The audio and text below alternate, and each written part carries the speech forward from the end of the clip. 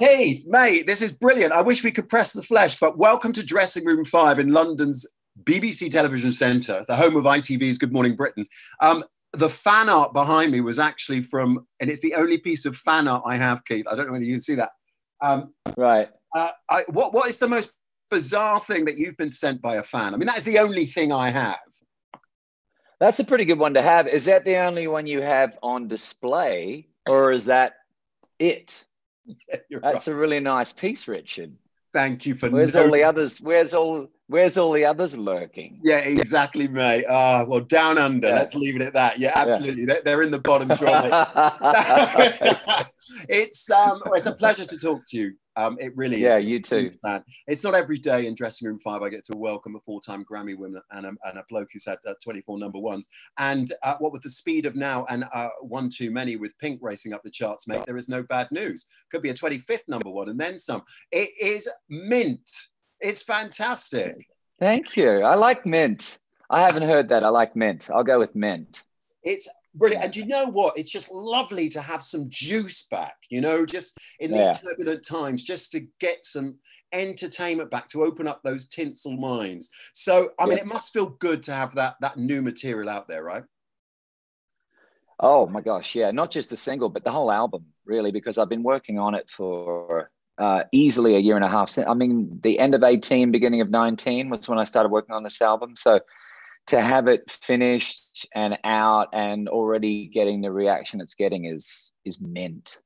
Is mint, dear boy, is mint. Did you find that your creative juices flowed more during this whole turbulent time, this lockdown that we've all been in collectively? Because I've spoken to a lot of artists.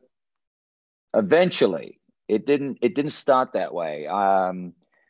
When the changing of the guards happened, I didn't know what was, look, none of us knew, you know, what was ahead or how long it was going to be. And is this temporary? Is it just a little, you know, so we were playing shows in Las Vegas. We were doing festivals and I was obviously working on my record and traveling all around doing it, going out to LA and popping over to New York and different places, even using different studios in Nashville. And then all of a sudden, there's no going anywhere. There's no studios available. There's no shows. There's nothing. It's just your home. This is lockdown, going to be this way for a good long while. Luckily, I had a studio at the house and I was able to just keep working at the house. But I reckon for a good, maybe couple of weeks, maybe longer, I didn't do anything. I just wanted to put my comfy pants on and sit on the couch and watch TV until the whole thing blows over, you know? Yeah. When it was apparent it wasn't blowing over anytime soon, I had to figure out a way to get back into the groove. The traveling has been curtailed, but I suppose there are dividends to be drawn from that as well, aren't they? That we're not on the move. And oddly enough, we feel more intimately connected than ever, just by virtue of doing this sort of caper. Yeah, it's there's more connection. I don't know if it's as intimate, but there's definitely more connection. But for me, there's no substitute. I mean, you started this interview out by saying, I wish we were here, sort of, we're not really able to press the flesh. And there's something to be said for that. You know, literally being in the room with somebody, looking them in the eye and being in close contact to their energy and their biorhythms. There's no substitute for that. So I miss that, and I hope we have that back soon. Yeah, me too, mate. Although I am in your bedroom, which is close as I ever thought I'd get to Keith Urban. You are indeed, yeah. Oddly enough, I have a picture of you on my wall, but it's over there, just out of shot, so you can't see it. That's a shame. It's probably from the same artist. It'll be worth a fortune, mate. Your collaboration with Pink, as I said, is absolutely spectacular. I've been to Australia many, many times because my other half is from there, and I've seen Pink in concert there. She is hugely, massively popular down under, rather like your good self. Whenever Pink's in Melbourne, it's unbelievable. Oh, it's a whole other level. Yeah. I mean, she does residencies down here like no other artist has ever done it in history. So it's extraordinary. Yeah, we love Pink down here, but she's beloved everywhere. And, you know, for damn good reason. She's absolutely phenomenal. And getting her on this song was a bit of a dream come true for me. Yeah, absolutely fantastic. And I absolutely love it. As I say, it's shooting up the charts as well. Mate, you hosted, at the risk of bringing up Pressing the Flesh again, in the absence of it, you hosted the American Country Awards. I went to the first ever ones in Arlington and Texas, Fort Worth, about 5 years ago. Oh, wow. And I mean, you're playing to an empty room. How is that as an artist as well? Because like you say, you miss the bar rhythms, you miss the energy, you miss being fed with that. Because let's face it, it's our oxygen, isn't it? It is, but you know, playing to no people, I had years of doing that in the clubs. So all that experience is coming into play now. I got this. Playing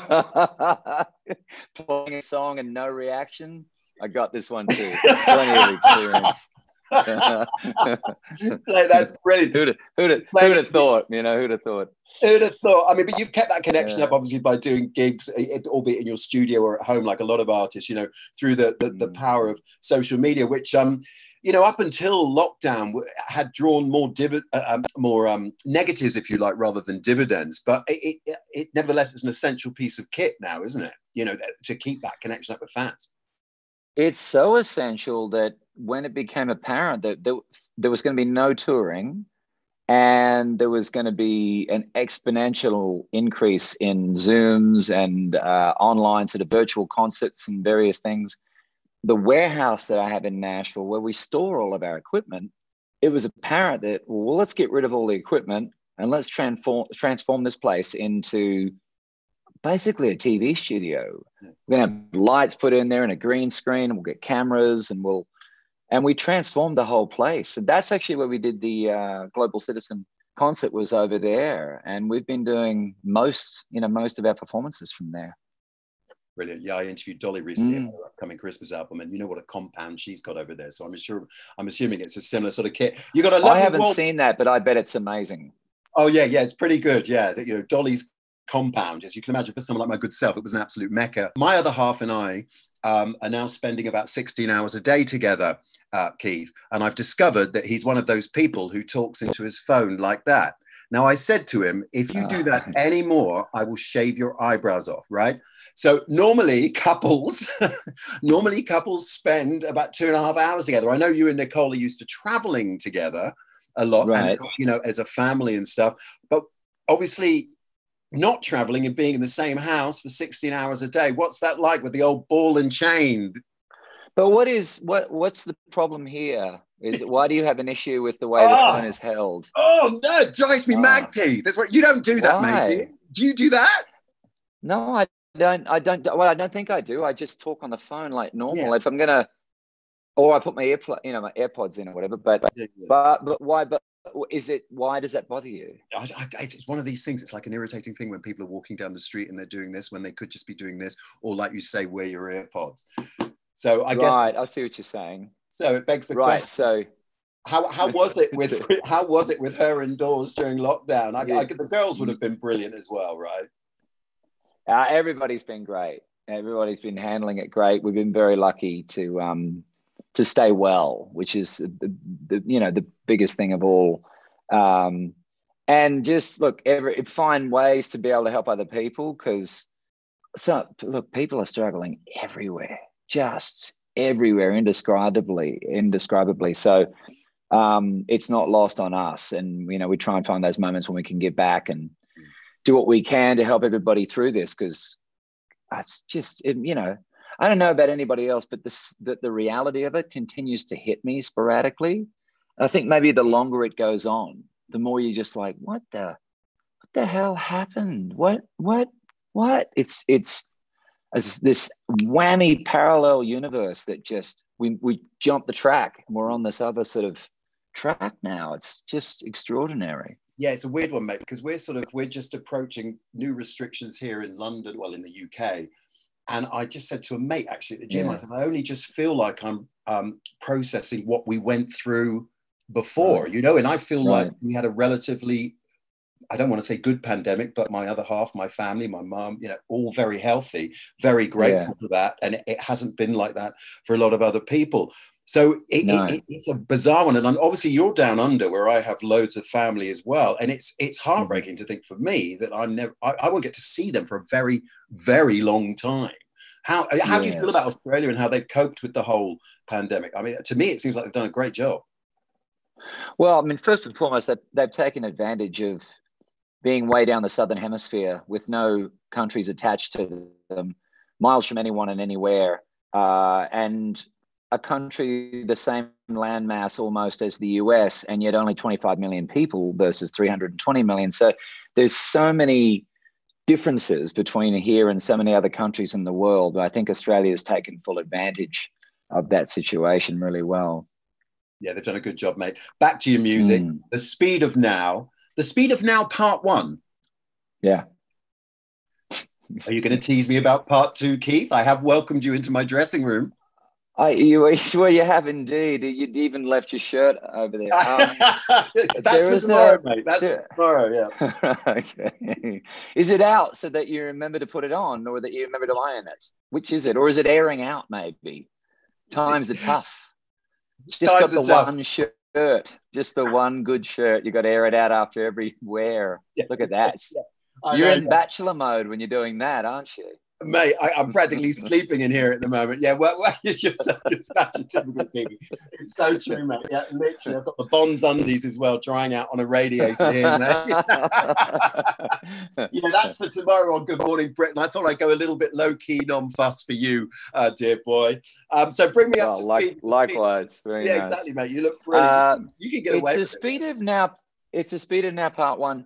Look, I just ended up recording way too many songs, and there was a lot of really, really strong songs that I left off this record because it just would have been too big a project. I'm not a big fan of sort of 30-song albums. So as I was culling down the songs to figure out, who goes in the lifeboat, I felt bad that all these other really lovely songs were not going to get in the lifeboat. And so I thought, well, I'll just build another lifeboat. So Part 1 and Part 2 came about. I don't know when Part 2 will come out. We'll see. Not for a while. I'm just thrilled that 1 is out, and hopefully we'll get to tour Part 1 very soon, or whenever. Absolutely. To get out of those empty rooms and start playing to the people that matter. Keith, you're an absolute legend. I genuinely mean that. This is lovely that we've got the opportunity to do this. I've met the missus several times, but I've never met you. You're a real twinkler, and it's been an absolute joy, and I really do appreciate you taking the time. I'm taking away mint and twinkler. I like them both. Good boy.